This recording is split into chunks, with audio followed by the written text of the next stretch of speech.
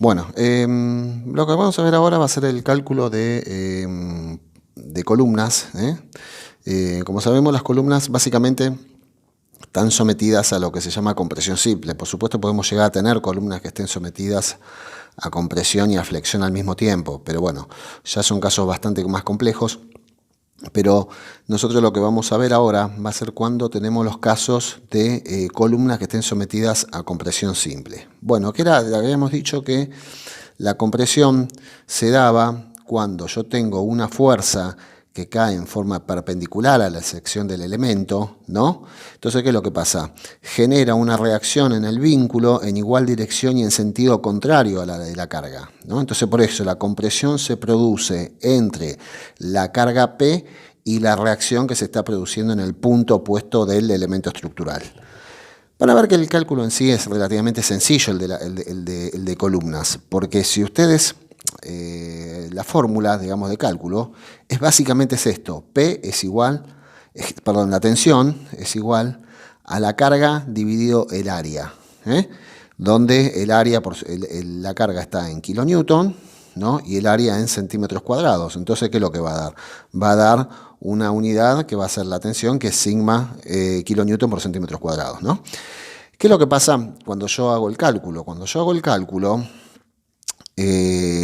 yo lo que voy a tener en cuenta va a ser que la tensión, pero en lugar de ser la tensión que nosotros utilizamos a flexión, va a ser la tensión a compresión, que si ustedes se fijan en la tabla que yo les di a principio de año, ¿no? Nosotros estamos usando esta columna, ahora tenemos que empezar a usar esta columna de acá. Entonces, por ejemplo, en el caso del pino, que nosotros estábamos usando en 30 kilos por centímetros cuadrados o 0,7 kilonewton por centímetro cuadrado para lo que es tensión a flexión, en el caso de compresión sería 0,40, ¿no? Esto para madera, la madera común, madera pino, que es lo que generalmente se utiliza en la construcción actualmente, digamos la más económica, es de 0,40 kilonewton por centímetro cuadrado, ¿no? Entonces, ¿qué es lo que vamos a hacer ahora? Nosotros lo que tendríamos que hacer, si nosotros aplicamos por ejemplo, de la fórmula que dice sigma es igual a la carga sobre el área, si yo desconozco la tensión, y esto por supuesto tiene que ser menor a la tensión admisible a la compresión. Esto tiene que ser, digamos, la tensión de trabajo tiene que ser menor a la tensión admisible a la compresión. Entonces, en este caso, ¿qué sería? Por ejemplo, si yo quiero averiguar cuál es el área, porque yo conozco la carga y conozco la tensión, lo que tengo que calcular es el área. Entonces, el área terminaría siendo a la carga dividido la tensión a la compresión, que en este caso sería 0,40. Y la carga en el caso anterior ¿se acuerdan que nos había dado 6 kilonewton? Entonces, bueno, pero no es tan así, no es tan sencillo. ¿Por qué? Porque cuando empieza a aparecer compresión, empieza a aparecer un fenómeno, una consecuencia de la compresión, que es una deformación pura y exclusivamente que se da en la compresión. Esta deformación se llama pandeo. O sea, la compresión lo que genera es una deformación, así como la flexión generaba la deformación que era lo que era la flecha por flexión, ¿no? En este caso, esta deformación, por supuesto, va a sufrir una flecha, ¿no? Pues la flecha, en definitiva, es esa distancia de deformación. Pero esta deformación se la conoce, cuando yo tengo compresión, se la conoce como pandeo. Pandeo. Entonces, ¿qué es lo que hace el pandeo? Lo que hace es que cuando yo le aplico una carga, tiende a deformarse en el eje donde tengo el menor momento de inercia. Esa es la deformación que se da. Por supuesto que la flecha sería esto que está acá. Pero nosotros, ¿qué es lo que hacemos? Nosotros van a ver que ahora el cálculo es mucho más sencillo que el cálculo de flechas, sino que lo que hacemos nosotros es, si respetamos ciertos parámetros, lo que hacemos es evitar el pandeo.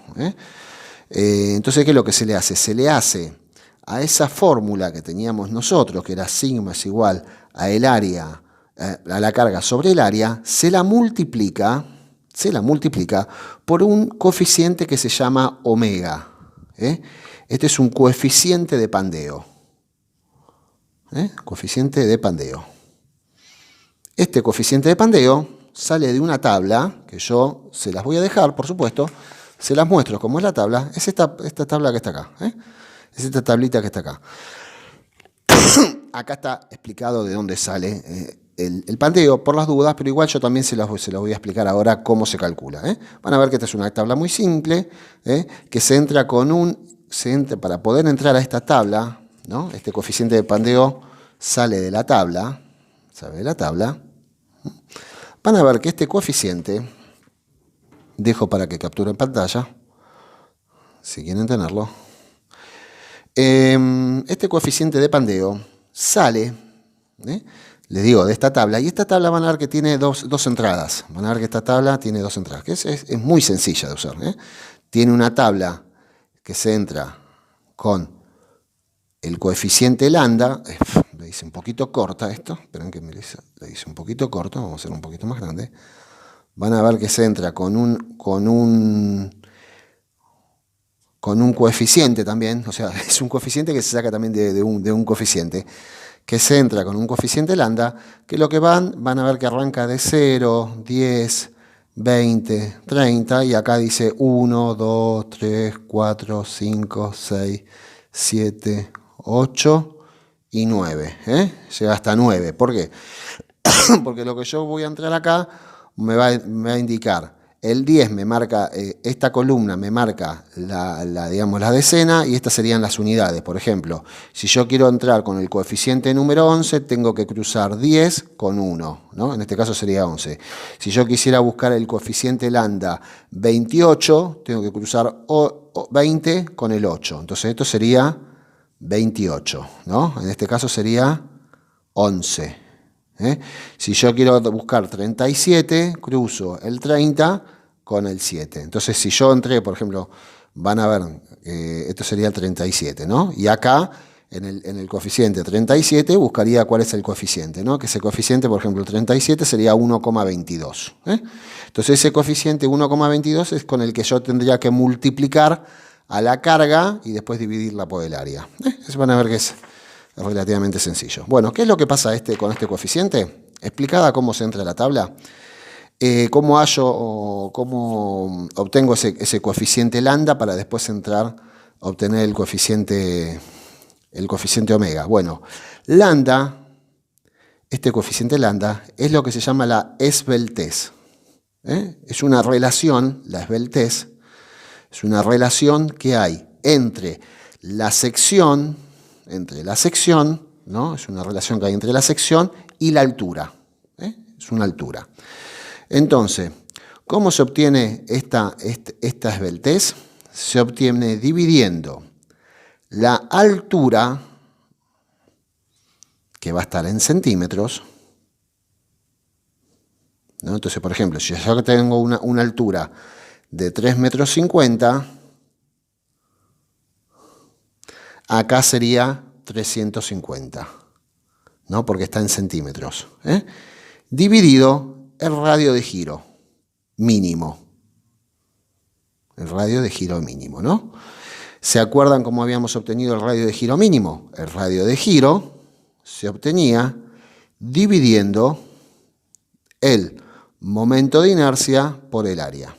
Esa es una de las características geométricas que tenemos que calcular. O sea, en definitiva, lo que lleva más tiempo es obtener el coeficiente, los coeficientes y el radio de giro para entrar en tabla.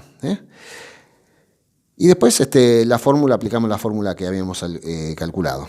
Ahora se los muestro. Vamos a hacer un ejemplo. Primero, esta altura h, en verdad yo no la voy a llamar h, sino que la voy a llamar con un nombre que se llama h. Se van a reír, pero es la altura de Pandeo, HP. Entonces la altura de Pandeo. ¿De dónde sale la altura de Pandeo? Bueno, la altura de Pandeo, eso va a depender va a depender la altura de pandeo de acuerdo a la condición que yo tenga acá. Es un coeficiente esa altura de pandeo. O sea, la altura de pandeo es igual a la altura multiplicado por el coeficiente, por este coeficiente, que le vamos a llamar, por este coeficiente, que le vamos a llamar P.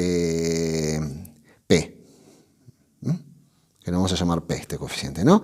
Y este coeficiente P, ¿de dónde sale? Bueno, sale del tipo de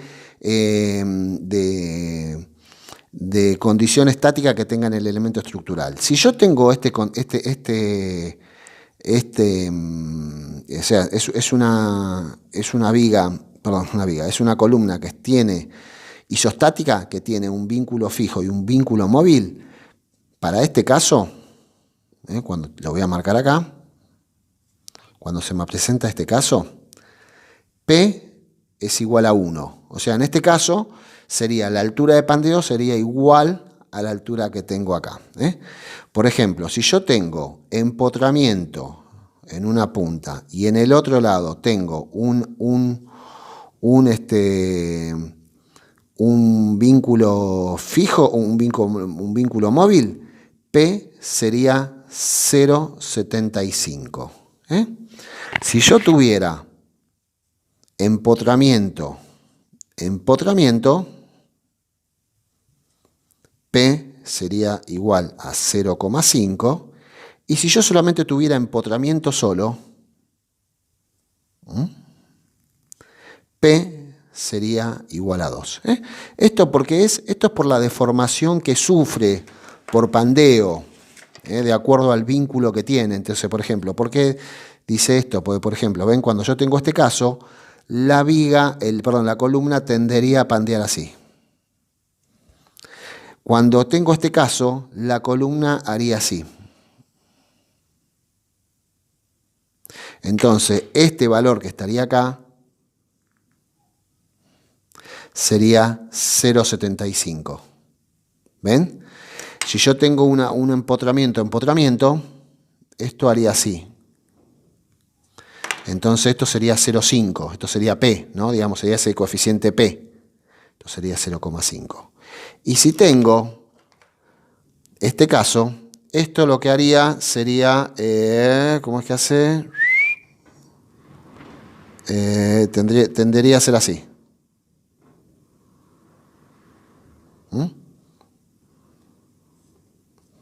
Esto tendería a ser así, esta deformación. Entonces este valor sería 2.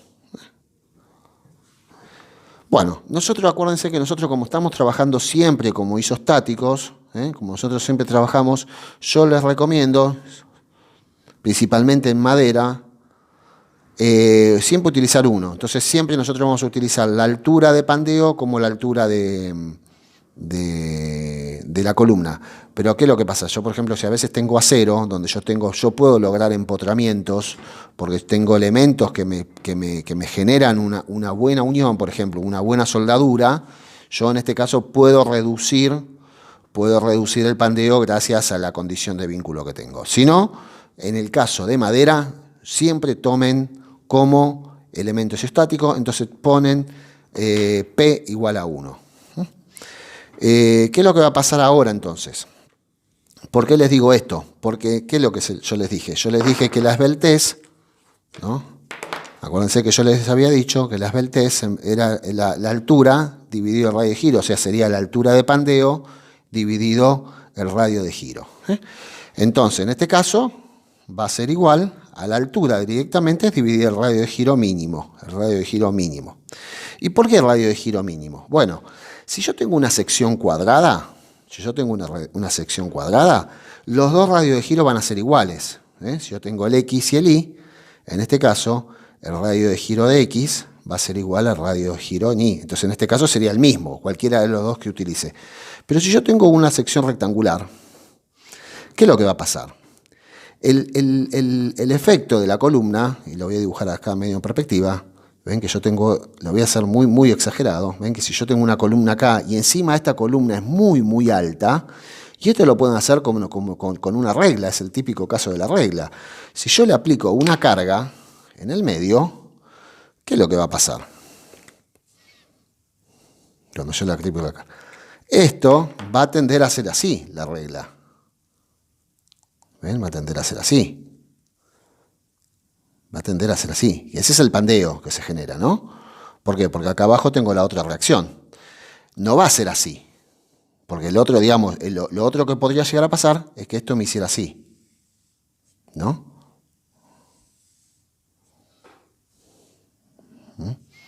Y que pandearan en este eje, normal a ese eje. No.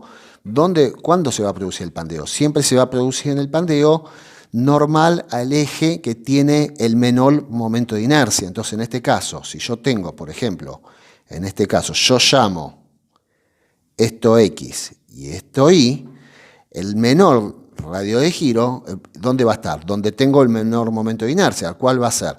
Con respecto al eje Y. Entonces, ¿qué es lo que va a pasar?